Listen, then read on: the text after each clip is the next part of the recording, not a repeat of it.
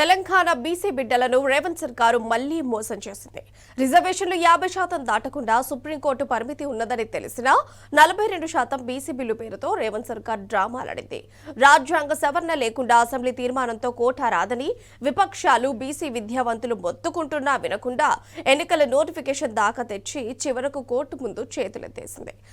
సమ్మక ద్రోహానికి విశ్వాసఘాతుకానికి పాల్పడిన రేవంత్ ప్రభుత్వం ఇప్పుడు బీసీలను దగా చేసిన సర్కారుగా సమాజం ముందు నిలబడింది.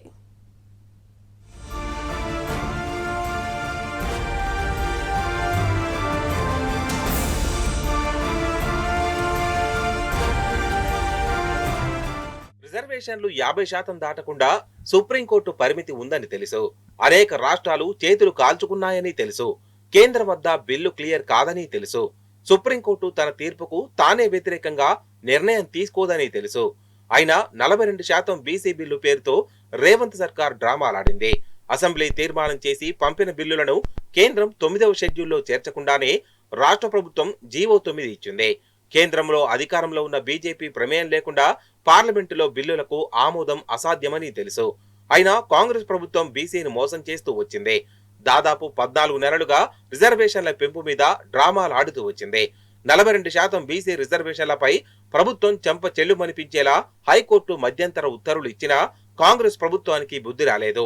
హైకోర్టు ఆదేశాలపై సుప్రీంకోర్టుకు వెళ్తామని, ఎట్టి పరిస్థితుల్లోనూ రిజర్వేషన్లు సాధిస్తామని బీరాలు పలుకుతోంది. దీంతో కాంగ్రెస్ ప్రభుత్వ తీరుపై అటు ప్రజలు, ఇటు ప్రతిపక్షాలు మండిపడుతున్నాయి.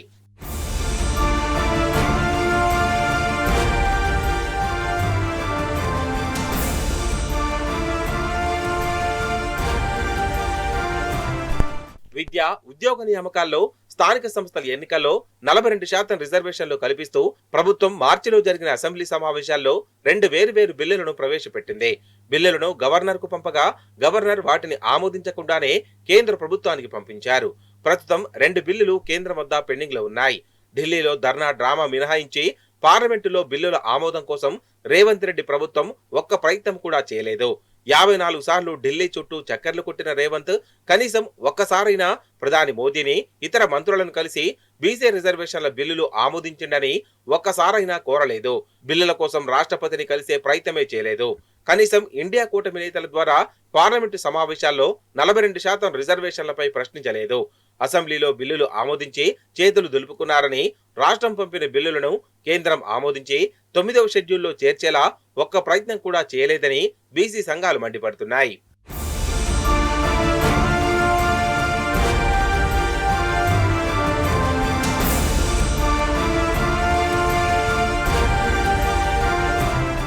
యాభై శాతం రిజర్వేషన్ల కోటా పరిమితిని సడలిస్తూ రాష్ట్ర ప్రభుత్వం జీవో 9ని జారీ చేసింది. ఇప్పటి వరకు ఏ రాష్ట్రంలోనైనా ఇలాంటి జీవోతో స్థానిక సంస్థల ఎన్నికలు జరిగాయా అని ఆరా తీస్తే ఎక్కడా సొంత జీవోలతో కోటా పరిమితికి మించి రిజర్వేషన్లు అమలు చేసి ఎన్నికలు నిర్వహించిన ఉదంతాలు కనిపించలేదు. గతంలో కోటా పరిమితికి మించి రిజర్వేషన్లు అమలు చేసిన 8 రాష్ట్రాల్లోనూ నోటిఫికేషన్లను సుప్రీంకోర్టు కొట్టేసింది. మరోవైపు రాష్ట్రపతి, గవర్నర్ వద్ద పెండింగ్ లో ఉన్న బిల్లులపై ప్రభుత్వం ఎలాంటి నిర్ణయం తీసుకోకూడదని, తీసుకున్నా అవి రాజ్యాంగపరంగా, న్యాయపరంగా చెల్లుబాటు కావని అందరికీ తెలుసు. అయినా కాంగ్రెస్ ప్రభుత్వం ఆర్డినెన్స్ ను అసెంబ్లీలో పెట్టి గవర్నర్ కు పంపి కొన్ని రోజులు నాటకమాడింది. గవర్నర్ వద్ద పెండింగ్ లో ఉండగానే 42% బీసీ రిజర్వేషన్లు ఇస్తూ జీవో 9 ఉత్తర్వులు జారీ చేశారు. దీంతో ఈ ప్రక్రియను హైకోర్టు తప్పుపట్టింది. 6 వారాల పాటు ఎన్నికల ప్రక్రియ మీద స్టే విధిస్తూ మధ్యంతర ఉత్తర్వులిచ్చింది.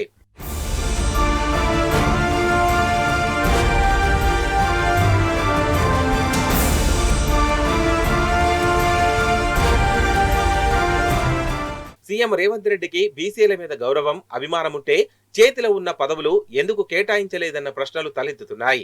మంత్రివర్గంలో ఇప్పటికీ 2 బెర్తులు ఖాళీగా ఉన్నాయని, వాటిని బీసీలతో నింపాలని డిమాండ్లు వినిపిస్తున్నాయి.